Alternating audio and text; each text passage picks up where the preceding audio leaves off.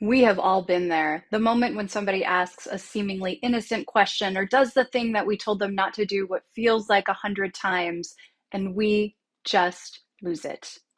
This has come up in coaching calls a couple of times this week, and inevitably, when that outburst happens, what follows is regret.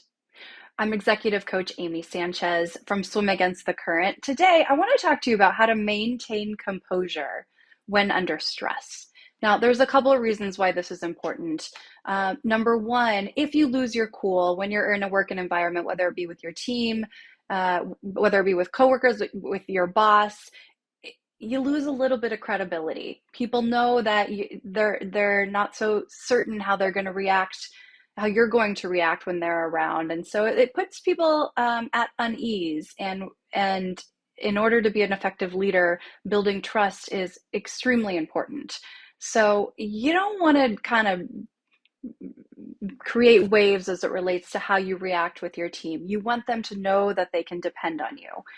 Also, when this happens at home, it just feels bad. And again, it's a natural human reaction when we are stretched, that something can just trigger us.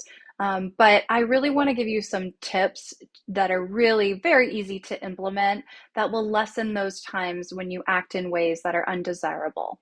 So, first tip that I have for you is it is so important how you start your day and how you end your day. There are so many people who wake up in the morning and the very first thing that they do is they grab their cell phone.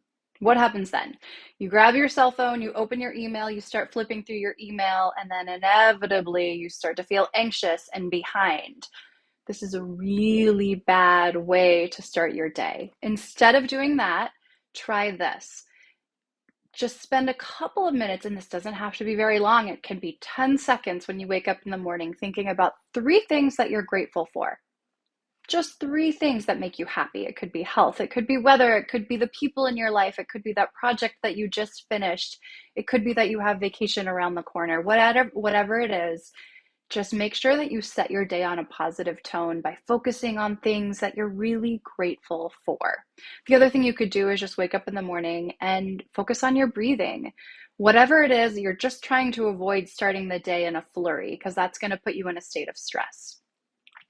The second tip that I have for you is there are unexpected times that show up during our day, and it could be a meeting is canceled last minute, could be somebody, our spouse said that they could pick up the kids, so we suddenly have 10 to 20 minutes that we didn't know that we had. Instead of using that small amount of extra time to pick up your phone and dive into social media or go back to email and see what last minute flurry emails that you can answer, be very intentional about how you use that precious 10 to 20 minutes of time.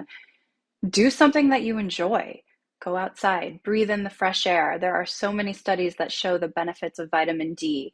Take a walk, get some exercise, give your body a chance to just move through all the stress that's been building up inside of it. Do something that's really going to fill your cup. And finally, my third tip for you is we talked about how to start your day, how to use those pockets of unexpected time during the day. How you end your day matters. This is something that I used to do. I fell in the trap of, and I didn't even know how toxic it was. When I would finish my workday, my head would hit the pillow, and all I would do is just go through moments during the day that I did things that I regretted, or moments during the day that I should have done something or said something differently. And it was just a really awful internal narrative that I had, and a perspective that I chose to employ about how I reflected on my day. What I wasn't giving the time and space for is all the times when I did something great, or all the times when I had a really nourishing interaction with a coworker. So be really mindful and intentional about how you spend those last few moments before you fall asleep. Instead of thinking about things that you regret or things that you wish were different, think about things that you did well, or think about things that you're happy about or proud of. So these are very small but easy to implement tips that over time can make a very meaningful impact in your stress management, and therefore impact the way that you show up and respond to people when your stress is high.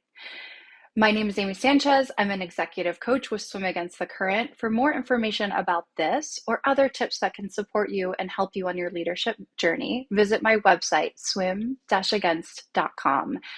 Now go outside and go take a walk, and I hope you have a great rest of your day.